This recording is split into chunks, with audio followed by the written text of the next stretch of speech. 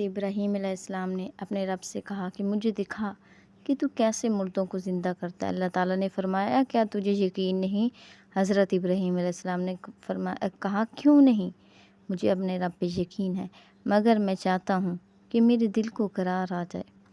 اللہ تعالیٰ نے فرمایا ٹھیک ہے۔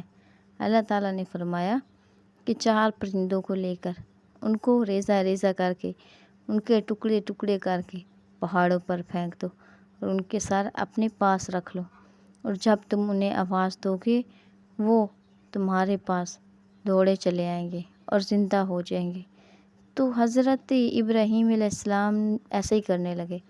حضرت ابراہیم علیہ السلام نے 4 پرندوں کو لے لیا اور ان پرندوں کو ریزہ ریزہ کر کے ان کی گوشت کو ایک دوسرے میں ملا دیا تاکہ ان کا پتہ نہ چلے، ان کے حصوں کو بالکل ایسے محسوس ہی نہ ہو کہ کون سا پرندہ ہے۔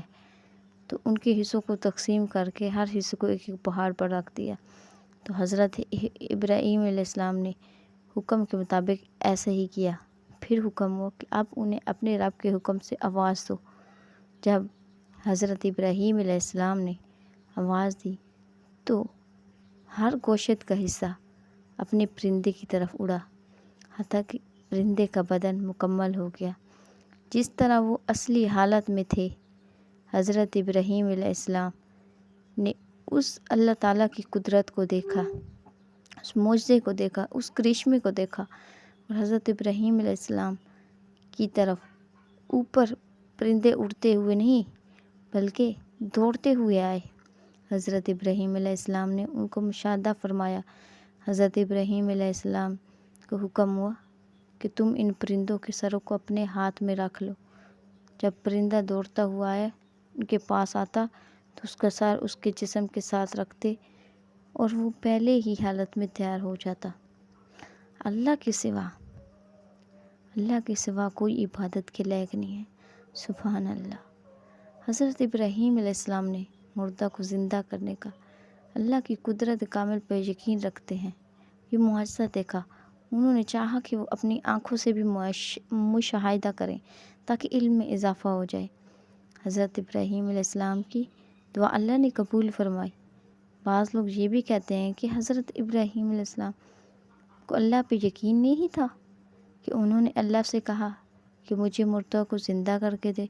تو اس میں بعض علماء یہ کہتے ہیں کہ نبی کے علم حاصل ہونا ضروری نہیں، بہت ضروری، اس میں کوئی شک کی گنجائش نہیں کہ جو اس نے اپنی آنکھوں سے دیکھ لے، ٹھیک ہے۔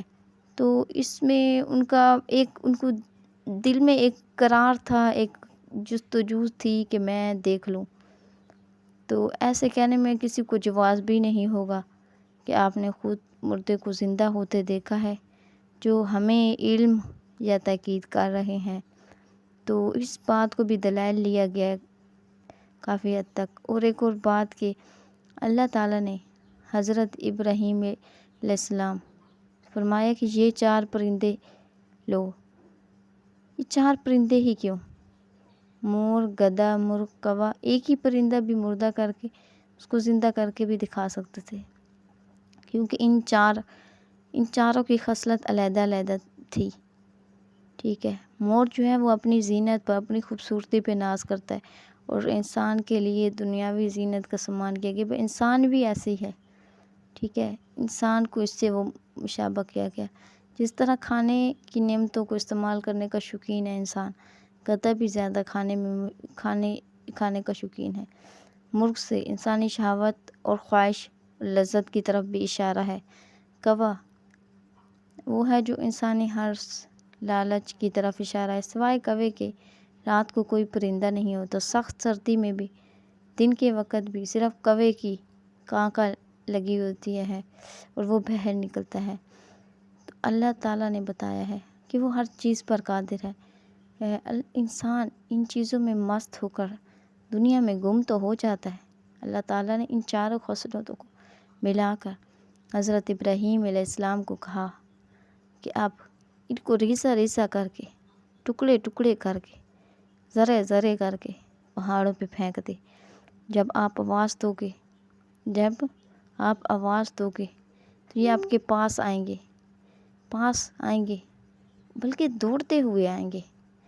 اور ایسے ہی ہوا، جب حضرت ابراہیم علیہ السلام نے کو آواز دی تو حضرت ابراہیم علیہ السلام کے پاس وہ آ گئے، وہ بھی زندہ۔ حضرت ابراہیم علیہ السلام نے یہ کرشمہ جو کہ رب نے خود، یہ کرامت خود اس نے اپنی آنکھوں سے دیکھی۔